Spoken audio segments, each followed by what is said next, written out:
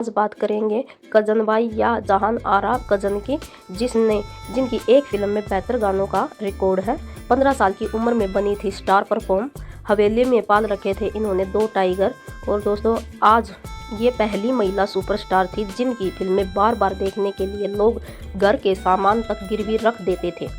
Cousin by Lucknow की तवाइफ Sugan by और एक नवाब की बेटी थी।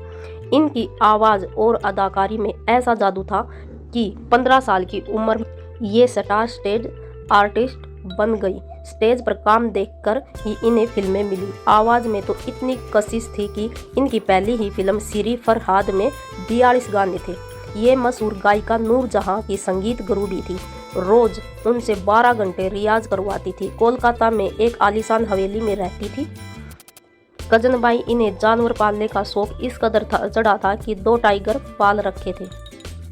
ये पहली एक्ट्रेस थी जिनके अफेयर्स के चर्चे फिल्म इंडस्ट्री की सुर्खियां बने थे। फैंस में दीवानगी का आलम ऐसा था कि एक टांगे वाले ने इनकी फिल्म 22 बार देखी, जिसके लिए उसने अपने घोड़े तक गिरवी रख दिए थे। मगर कजन बाई का ये स्टारडम बहुत सालों तक कायम ना रह सका। थिएटर मालिक से कानूनी लड़ाई हुई जिसमें इनकी हवेली बिक गई। कैरियर बचाने की जदोजहद उन्हें मौत तक लेकर गई। हमेशा सुर्खियों में रहने वाली कजन 30 की उम्र में दुनिया छोड़ गई। हैरान करने वाली बात यह है कि इनकी मौत आज भी एक रहस्य है। 15 फरवरी 1915 को लखनऊ की मशहूर तवाइफ सुगन बेगम के घर बेटी का जन्म हुआ, जिसे नाम दिया गया जहां आरा कजन, जो आगे चलकर कजन बाई नाम से मशहूर हुई। सुगन अपनी खूबसूरती और गानों के लिए मशहूर थी। उनकी महफिलों में नामी लोग शिरकत करते थे। भागलपुर के नवाब छम्मी साहब इनकी महफिल के स्थायी मेहमान थे, जिनसे ये चर्चा में रहती थी। कहा जाता है कि कजन नवाज छम्मी की ही बेटी थी। तवाइफों को शादी करने की इजाज़त नहीं थी, लेकिन उनका रिश्ता सार्वजनिक होता था। जब 20वीं सदी में तवाइफों और कोठों का विरोध हुआ तो सारी तवाइफें स्टेज आर्टिस्ट बन गई। बदलते दौर में कजन बाई भी स्टेज आर्टिस्ट बनी। सुगन ने अपनी बेटी कजन को घर में रहते हुए ही इंग्लिश, उर्दू, लिटरेचर और पटना के उस्ताद हुसैन खान से क्लासिकल सिंगिंग की ट्रेनिंग दिलाई। कजन को इंग्लिश में महारत हासिल थी। वो कोलकाता के नामी क्लब में परफॉर्म देने वाली रेगुलर स्टेज परफॉर्मर थी। कजन को बचपन से ही शायरी लिखने का शौक था। वे अदा के नाम से शायरी लिखती थी, जो उस जमाने की उर्दू मैगजीन में छपती थी। कजन की गायकी के गुर से इम्प्रेस होकर उन्हें 1920 के दौर में पटना की एक थिएटर कंपनी ने नौकरी दी। ये वो समय था जब वो महिलाओं को स्टेज परफॉर्मेंस की अनुमति नहीं थी। ऐसे में कजन बाई पहली महिला बनी जिन्हें स्टेज परफॉर्मेंस देने की अनुमति मिली थी। पले में कजन बाई चाकू से खतरनाक करतब दिखाया करती थी, जिसे देखने की बड़ी संख्या में भीड़ इकट्ठा हुआ करती थी। कजन को भीड़ इकट्ठा करते देख एक दिन प्रोड्यूसर जमशेद मदन ने उन्हें अपनी फिल्म में रोल दिया। ये फिल्म थी भारत की दूसरी बोलती फिल्म सिरीन फरहाद। आगे कजन ने कोलकाता में मदन थिएटर की अल्फ्रेड कंपनी ज्वाइन कर ली और इस ग्रुप के साथ काम करते हुए कजन कंपनी की सबसे फेमस सिंगर बन गई, जिनके गाने सुनने के लिए लोग दूर शहरों से आया करते थे। ये बात करीब 1925 से 1930 के बीच की होगी, जब करीब 15 साल की रही होगी कजन, और परफॉर्मेंस के लिए वे 250 रुपये मिला करते थे। हिंदी सिनेमा से जुड़ने से पहले ही कजन बाई अपने गानों से स्टार बन चुकी थी। इनकी पॉपुलैरिटी फिल्मी हस्तियों से भी ज़्यादा हुआ करती थी।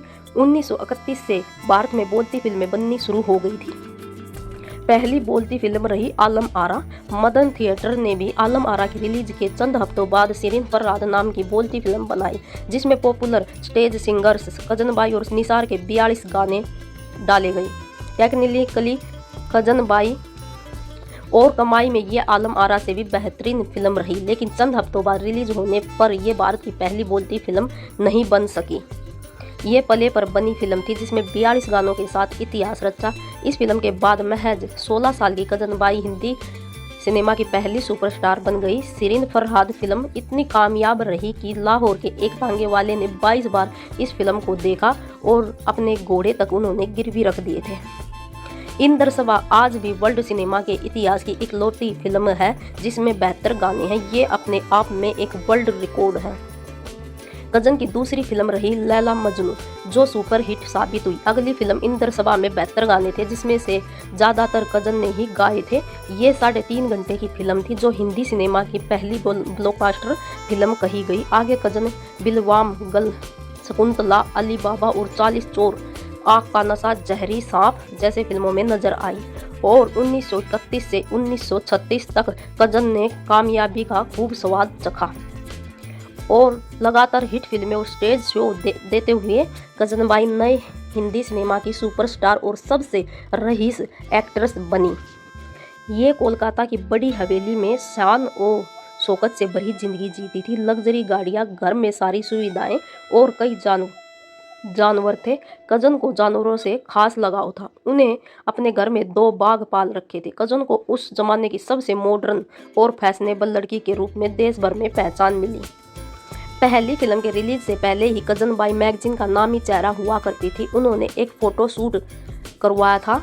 मैगजीन में तस्वीर छपते ही हर छोटे बड़े तबके के लोग कजन के फैशन को फॉलो करने लगे थे। एक तस्वीर में कजन खूबसूरत मेकअप, ईयरिंग, नोजपिन और घुंघराले हेयर स्टाइल में लैस वाला डिजाइन ब्लाउज और साड़ी पहने नजर आए। इस तरह तस्वीर को न्यूयॉर्क की द क्राइसिस और मैगजीन ने फेस पाउडर और हेयर प्रोडक्ट के एडवर्टाइजमेंट में इस्तेमाल किया। पॉपुलर सिंगिंग स्टार नूरजहां के पति और फिल्म जिन्नत जो 1945 में आई थी के डायरेक्टर शौकत रिजवी ने अपनी ऑटोबायोग्राफी में लिखा, मेरे रिश्तेदार इजिप्ट से लौटकर आए थे। उन्होंने बताया कि इजिप्ट में बिकने वाले सिगरेट के पैकेट पर कजनबाई की तस्वीर छपी थी। वो रिश्तेदार सिगरेट के पैकेट से तस्वीर निकाल कर लाए थे। बेहतरीन गायकी और एक्टिंग के अलावा कजन की खूबसूरती भी चर्चा में रही। इनके चेहरे की रंगत, नैन नक्श, पहनावा, हेयर स्टाइल और कपड़े पहनने का अंदाज भी उस जमाने से काफ़ी आगे था। दुनिया भर की खूबसूरत महिलाओं पर लिखी गई किताब modern girl around the world, consumption, modernity and globalisation में प्रोफेसर प्रीति राममूर्ति ने कजनबाई की पर्सनैलिटी का जिक्र किया। ये उस जमाने की भारत की सबसे मॉडर्न महिला थी। मेकअप करना, फाइन मस्कारा लगाना, अपने होठों को शार्प शेप देकर गहरे रंग की लिपस्टिक लगाना, कर्ली बालों को जमाना, लेसी डिजाइनर ब्लाउज पहनना, ये हर चीज़ उनकी सुंदरता निखारती थी। मशहूर सिंगर नूरजहां ने गायकी की शिक्षा कजनबाई से ही ली थी। कजन रोजाना नूरजहां से 12 घंटों तक रियाज करवाती थी। 1935 आते आते लव स्टोरी, माइथोलॉजिकल कहानियाँ, ड्रामा और गानों ने दर्शकों को इम्प्रेस करना बंद कर दिया। कई बड़ी थिएटर कंपनी बंद होने की कगार पर आ गई, जिनमें मदन थिएटर कंपनी भी शामिल थी। फिल्में चलना बंद हुई तो पुराने स्टाइल वाली कजनबाई की कामयाबी भी धुंधली पड़ने लगी। नए प्रोड्यूसर्स ने उन्हें काम देना बंद कर दिया। साल 1936 में मदन थिएटर बिक गया। नए मालिक करणी सेठ हो गए, जिनसे कजन का खूब झगड़ा हुआ। बढ़ते झगड़ों के कारण उन्होंने थिएटर छोड़ने का फैसला किया। करणी सेठ ने कजन के खिलाफ लीगल लड़ाई छेड़ दी। ये लड़ाई ऐसी बढ़ी कि खुद को सही साबित करने में कजन बर्बादी की कगार पर आ खड़ी हुई। ऐसा आर्थिक संकट आया कि उन्हें कोलकाता की अपनी हवेली और काफ़ी दूसरी संपत्ति तक बेचनी पड़ी। आखिरकार कजन ने थक हार कर 1938 में कोलकाता छोड़ने का फैसला किया। कजनबाई ने 1938 में कोलकाता छोड़ा और सीधे मुंबई नगरी में पहुंच गई। अपनी बची खुची संपत्ति बेचकर जो 60,000 रुपये कजन के पास बचे थे, उससे उन्होंने मुंबई में ही जहान आरा थिएटर कंपनी शुरू की। कजनबाई अपने ज़माने में फिल्म के हीरो से भी ज़्यादा फीस लिया करती थी।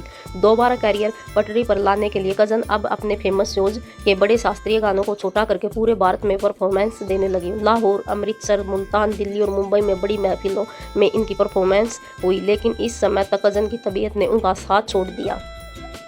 कैरियर में शोहरत और कामयाबी देखने वाली कजनबाई अपनी रंगीन जिंदगी से भी लोगों का ध्यान खींच नहीं पाई। इनका नाम सबसे पहले फिदा हुसैन से जुड़ा, जो उनके को स्टार और थिएटर डायरेक्टर हुआ करते थे।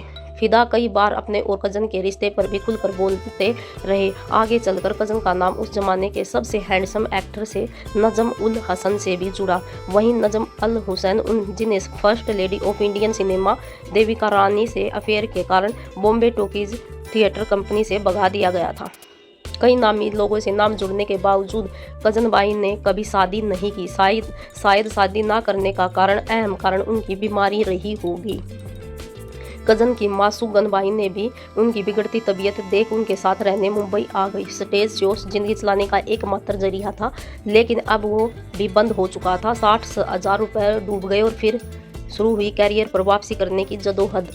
यहाँ उस जमाने के मशहूर फिल्मकार सोहराबुद्दीन ने उन्हें खूब सहारा दिया। अपने निर्देशन में बनने वाली फिल्मों में कजन को काम देने लगे। 1941 से 44 के दौरान कजन ने 6 फिल्मों में काम किया, जिनमें से ज़्यादातर फिल्मों में उनके छोटे मोटे रोल रहे। इस समय उनकी इकलौती बेटी बड़ी फिल्म पृथ्वी वल्लभ रही, जिसमें उनका बड़ा रोल था। कोलकाता में शाही जिंदगी जीने वाली कजन को मुंबई में कभी बड़ी पहचान नहीं मिल सकी। कजन बाई की आखिरी फिल्म मुमताज महल रही, जिसमें उन्होंने नूरजहां का साइड रोल प्ले किया था। और 1944 की फिल्म मुमताज महल के बाद अचानक ही कजन बाई ने फिल्मों से दूरी बना ली और 1945 तक अखबारों और फिल्म मैगजीन का भारत से परिचय हो चुका था। इसके बावजूद किसी को कजन बाई की मौत की तारीख नहीं पता। इससे भी बड़ी बात यह है कि मौत का कारण भी आज तक रहस्य है। कुछ राइटर्स के अनुसार कजन साल 1941 से ही काफ़ी बीमार हो चुकी थी, जिससे उनका निधन हुआ। वहीं कुछ का कहना है कि कजन को कैंसर था। मौत के वक्त कजन महज 30 साल की थी। और दोस्तों, महज 30 साल की उम्र में दिसंबर 1945 में कजन बाई का मुंबई में निधन हो गया।